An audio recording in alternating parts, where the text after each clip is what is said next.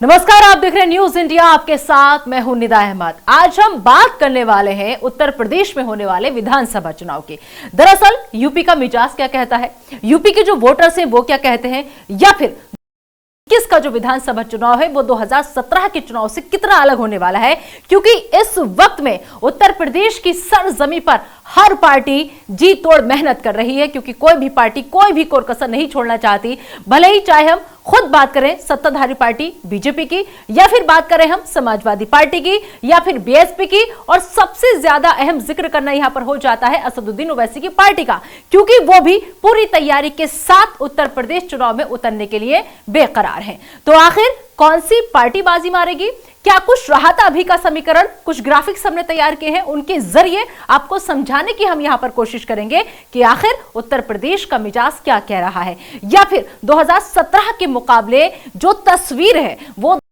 किस में कितनी बदलती हुई नजर आ रही है। तो ग्राफिक्स के जरिए उत्तर प्रदेश की सियासत को हर पहलू से समझने की हम कोशिश करेंगे, और साथ ही साथ कौन जनता की पहली पसंद है ये भी आपको बताएंगे। इसके अलावा वोटिंग परसेंटेज जो है वो क्या रही वो भी आपको हम समझाएंगे। इसके अलावा 2017 के वो कौन से मुद्दे थे जो अब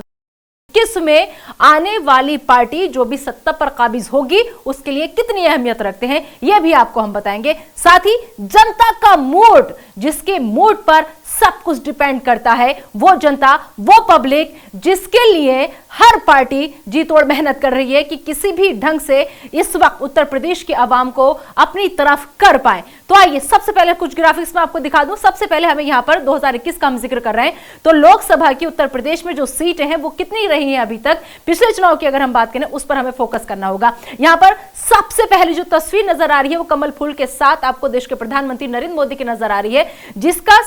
सीधा जो मकसद है वो ये कि बीजेपी की सीटें कितनी है। तो यहां पर आंकड़ा पहुंच जाता है 62, यानी कि 62 ये आंकड़ा। ठीक उसके नीचे अगर आप देखेंगे तो मायावती की तस्वीर आपको नजर आएगी, और यहां पर सीट का आंकड़ा आ जाता है 10, जो 62 के मुकाबले बेहद कम है। और अगर उससे आप नीचे और आएंगे तो अखिलेश यादव की तस्वीर नजर आएगी, आपको समाजवादी पार्टी का झंडा नजर आएगा, लेकिन ये ग्राफ और भी ज्यादा कम हो गया, 10 से ये आंकड़ा पहुंच जाता है 5। और इसके अलावा अगर हम बाकी अदर्स की बात करें, क्योंकि और भी कई छोटे मोटे दल ऐसे हैं जो लगातार बातचीत कर रहे हैं कि हम भी चुनावी नैया पाल लगाएंगे, हम भी चुनावों में उतरेंगे और हम भी अपना पूरा दमखम दिखाएंगे, तो ऐसी जो संख्या है वो आ जाती है 3। तो अब ये 62 जो आंकड़ा है बहुत ऊपर जा रहा है, इसके नीचे फिर 10 आंकड़ा, फिर 5। तो ये मुकाबला कैसे जो बाकी और पार्टियां हैं जो कह रही हैं कि हम एक बार फिर से बीजेपी को हराकर और अब सत्ता पर हम काबिज होंगे, तो इस आंकड़े को भेदने के लिए कितने और चुनावी जो पापड़ है वो पेलने पड़ेंगे ये भी देखना होगा। इसके अलावा क्या जो विपक्ष है वो लगातार लामबंद हो रहा है सरकार की बातों को लेकर, वो मुद्दे जो खास विपक्ष उठा रहा है, क्या उन मुद्दों पर सरकार को घेरने में विपक्ष कामयाब हो पाएगा? क्योंकि अगर कामयाब हो पाता है, अपनी बात यूपी की जनता तक पहुंचा पाता है विपक्ष, तभी ये आंकड़े में बदलाव आएगा, और तभी जो बातें कह रहे हैं विपक्ष उन पर मोहर लगती नजर आएगी। इसके अलावा अगर हम बात करें यहां पर 2017 में, तो सबसे पहले बीच में ये वो चेहरा जो 304 सीटों के साथ, यानी 304 सदस्यों के साथ अपनी सरकार बनाए हुए हैं। और सबसे बड़ी बात ये, अगर हम बात करें यहां पर योगी आदित्यनाथ की जो चेहरा आपको नजर आ रहा है, ये वो चेहरा है जिसके दम पर पूरा चुनाव लड़ा गया था। ये वो चेहरा है जो हर जिम्मेदारी उत्तर प्रदेश के अपने कंधों पर लेने को तैयार है। ये वो चेहरा है जिस पर अभी भी बीजेपी 2021 में दांव जो है वो खेल रही है। हालांकि बीजेपी ने पत्ते नहीं खोले कि मुख्यमंत्री का चेहरा कौन रहेगा, लेकिन सीएम योगी आदित्यनाथ के तौर पर अभी तक का जो कार्यकाल है वो उत्तर प्रदेश में बहुत अच्छा रहा है। लेकिन उसके अलावा अगर आप देखेंगे तो अखिलेश यादव की तस्वीर भी आपको नजर आएगी। यहां पर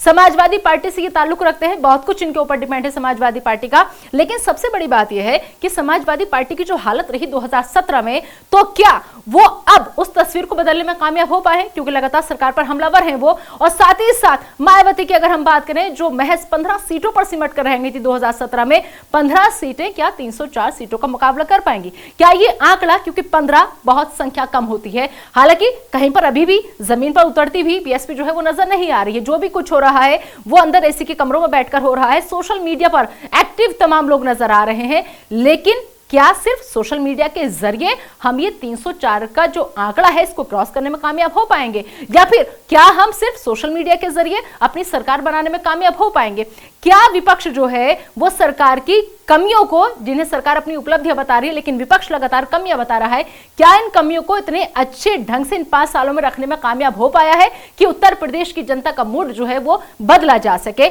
ये बड़ी चुनौती होगी विपक्ष के लिए भी, क्योंकि विपक्ष जो भी कोई मुद्दा लेकर आता है सरकार के पास उसका हर तोड़ होता है, चाहे वो बात कोई सी भी करें। लखीमपुर खीरी हिंसा का हम यहां पर जिक्र करेंगे, उसको लेकर बैकफुट पर एक तरफ को सरकार नजर आई, लेकिन जितने अच्छे से मैनेज किया वो भी अपने आप में काबिल तारीफ है। अब ये दो जो चेहरे आप देख रहे हैं स्क्रीन पर, सबसे ज्यादा जो फाइट है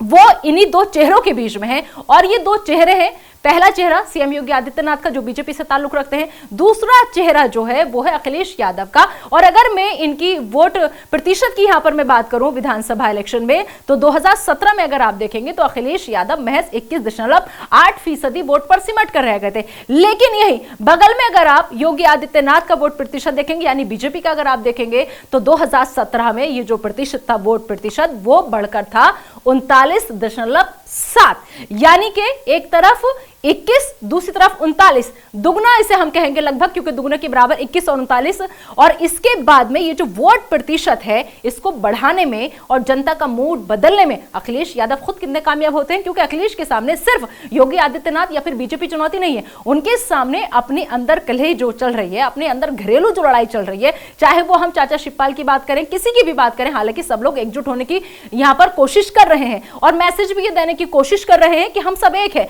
लेकिन फिलहाल अपने घर की लड़ाई से ही निकलना अखिलेश के लिए सबसे बड़ी चुनौती होगा, क्योंकि जब परिवार साथ आएगा तभी आप किसी को हराने का दम रख सकते हैं। एकजुट होना आपको बहुत जरूरी है अगर आपको बीजेपी को हराना है। इसके अलावा सबसे बड़ी बात जो है वो ये कि गठबंधन को लेकर तमाम कयास लगाए जा रहे हैं। कुछ पार्टियां अभी भी ये कह रही हैं कि हम अकेले अपने दम पर चुनाव लड़ेंगे, लेकिन कुछ पार्टियां अभी भी ऐसी हैं जो तस्वीरें, फोटोज आ रहे हैं, वो अपने आप में कहानी बहुत कुछ बयां कर रहे हैं कि बिना गठबंधन के आप अकेले बीजेपी का मुकाबला नहीं कर सकते हैं। लेकिन बीजेपी एक ऐसी पार्टी जो सिर्फ अपने दम पर अभी भी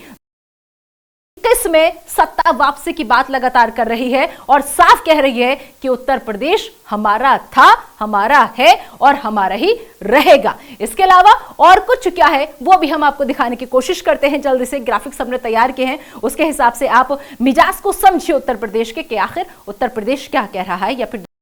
किसमें जो तस्वीर आप हम देखेंगे वो तस्वीर 2017 से वाकई में बदलने वाली है या फिर बदलेगी। और सबसे बड़ी बात ये कि आपस में जो हम अभी फिलहाल की जो सियासत देख रहे हैं उत्तर प्रदेश में, वो ये कि जिन्ना पर आकर टिक गई है सियासत वहां की, राम पर आकर टिक गई है वहां की सियासत, अयोध्या के बाद अब जो है मथुरा पर आकर टिक गई है, लेकिन जो असल मुद्दे हैं वो कहीं दबते हुए नजर आ रहे हैं। वजह इसके पीछे यही कि एक बार फिर से उत्तर प्रदेश की राजनीति जो है वो हिंदू मुस्लिम वोटर्स में बटकर रह गई है। उसमें अगर हम बात करें असदुद्दीन ओवैसी साहब की, तो उनकी एंट्री ने भी बहुत कुछ वोटर्स का मिजाज जो है बदलने की कोशिश की है, क्योंकि असदुद्दीन ओवैसी साहब जब उत्तर प्रदेश की सरजमी बाराबंकी में कदम रखते हैं तो साफ कहते नजर आ रहे हैं कि एक बार फिर से सीए की बात का वो जिक्र करते हैं, जैसे कृषि कानून वापस होते हैं उसके बाद में वो तुरंत आते हैं और आकर के कहते हैं कि सीए की जो बात कही जा रही सरकार की तरफ से, ये तमाम कानून भी वापस लेने होंगे वरना उत्तर प्रदेश को शाहीन बाग बना देंगे। ऐसे में सवाल यह है कि क्या सिर्फ और सिर्फ धर्म की राजनीति करके आप उत्तर प्रदेश पर काबिज होना चाहते हैं, या फिर वाकई में जो तमाम सियासतदान हैं, जो तमाम लीडर्स हैं, जो बड़े रहनुमा अपने आप को उत्तर प्रदेश का बताते हैं, या फिर जो मुस्लिमों का रहनुमा बताते हैं, या फिर जो हिंदुओं का रहनुमा बनाते हैं, क्या वाकई में उनके पास असल मुद्दों से लड़ने की ताकत नहीं है? क्योंकि असल मुद्दे इन सबके बीच, इन राजनीति के बीच गायब होते नजर आ रहे हैं। क्योंकि उत्तर प्रदेश की जनता अभी भी कई जगह हमने देखा कि किस तरीके से बेरोजगार जो है वो लाठियां खा रहे हैं। आपने और हमने कई जगह देखा कि तमाम तरीके के आरोप जो है वो लग रहे हैं। क्राइम की बात करें उसका ग्राफ भी बढ़ता नजर आ रहा है, लेकिन इस बीच सरकार अपनी उपलब्धि यह गिना रही है कि जितने गैंगस्टर थे उन पर हमने कानूनी कार्रवाई की, इतनी सख्ती के साथ हमने उनको सबको अंदर किया कि अब उत्तर प्रदेश में योगी राज में किसी भी गुंडे की हिम्मत नहीं है कि वो निगाह उठा सके। उत्तर प्रदेश में योगी राज में कोई भी माफिया ऐसा नहीं है जो अपनी संपत्ति का सही ब्यौरा दे सके। और अभी तक की जो भी अवैध संपत्तियां थी उन पर बुलडोजर चलाया गया, यह भी आपने और हमने देखा। तो सरकार तमाम उन मुद्दों को लेने की भी कोशिश कर रही है जो सीधे जनता से जुड़े हुए हैं, लेकिन फिलहाल किस विधानसभा चुनाव बेहद नजदीक है, ऐसे में जो अहम मुद्दे हैं वो कहीं खोते हुए नजर आ रहे हैं। तो क्या वाकई में एक बार फिर से उत्तर प्रदेश में जैसे जिन्ना की एंट्री हुई, उत्तर प्रदेश में सीए की एंट्री हुई, उत्तर प्रदेश में अब एक बार फिर से मंदिर का मुद्दा उठ रहा है, उत्तर प्रदेश में एक बार फिर से धन की राजनीति देखने को मिल रही है, तो क्या ये तमाम मुद्दे उन बातों पर हावी रहेंगे जो जनता उत्तर प्रदेश की विकास चाहती है, जो जनता उत्तर प्रदेश की पढ़ना चाहती है, जो जनता उत्तर प्रदेश की रोजगार चाहती है, लेकिन फिलहाल रोजगार की बात कोई नहीं कर रहा, एजुकेशन की बात कोई नहीं कर रहा। इनके अलावा सबसे बड़ी बात जो है वो ये कि क्राइम के ग्राफ की बात करें तो भी आंकड़े भी कुछ दिन पहले जारी हुए थे, उनमें भी उत्तर प्रदेश लगातार बढ़ता चला जा रहा है। और जो विपक्ष का आरोप है वो ये कि जो सरकार है उसने सब पर कब्जा कर रखा है, जो अहम मुद्दे हैं उनको लगातार दबाने की कोशिश की जा रही है। तो अब ऐसे बीच जब सबका कब्जा सरकार का है तो क्या विपक्ष अपनी बात उत्तर प्रदेश की उस आवाम तक पहुंचाने में कामयाब हो पाएगा जिन्हें वो वोटर्स के रूप में देख रहा है? क्या विपक्ष अपनी बात उस आवाम तक पहुंचाने में कामयाब हो पाएगा जिनके दम पर वो की जो सत्ता है उसे कब्जाना चाहता है? और सबसे बड़ी बात जो है वो यही है कि चाहे असदुद्दीन ओवैसी साहब हो या फिर खुद योगी आदित्यनाथ हो, योगी आदित्यनाथ का कद जो है वो इतना बढ़ चुका है इन 5 सालों में कि शायद उसके चेहरे के मुकाबले पे विकल्प के तौर पे अगर हम बात करें तो समाजवादी पार्टी के पास भी चेहरा नजर नहीं आता है। खुद असदुद्दीन ओवैसी का चेहरा जो है वो भी इतना दम नहीं रखता है कि जो माफ कीजिएगा योगी आदित्यनाथ का कद है उसकी बराबरी कर सके। तो ऐसे में जो बहुत से लोग हैं भी ऐसे जो बीजेपी को या फिर बीजेपी की नीतियों को पसंद नहीं करते हैं, लेकिन जब वो विकल्प के तौर पर देखते हैं तो उन्हें कोई चेहरा नजर नहीं आता है। तो एक मजबूरी ये भी हो जाती है जनता की कि जब विपक्ष के तौर पर कोई मजबूत चेहरा सामने नहीं होता है तो फिर जो लोग नापसंद करने वाले भी हैं वो भी वोट बैंक में बीजेपी के तब्दील हो जाते हैं। तो हमारी कोशिश यही थी इन ग्राफिक्स के जरिए आपको समझाने की कि आखिर उत्तर प्रदेश की सियासत का गणित जो है वो क्या कह रहा है, या फिर वोट प्रतिशत के हिसाब से कितना बदलाव करने की विपक्ष को जरूरत है, या फिर जो सत्ता पर काबिज लोग हैं उन्हें ओवर कॉन्फिडेंस में जाने की जरूरत है या नहीं, या फिर वो संतुष्ट हैं अपनी मौजूदा सीटों को लेकर। फिलहाल वक्त हो गया यहाँ पर एक छोटे से ब्रेक का, लेकिन वोट का युद्ध लगातार जारी है न्यूज़ इंडिया पर।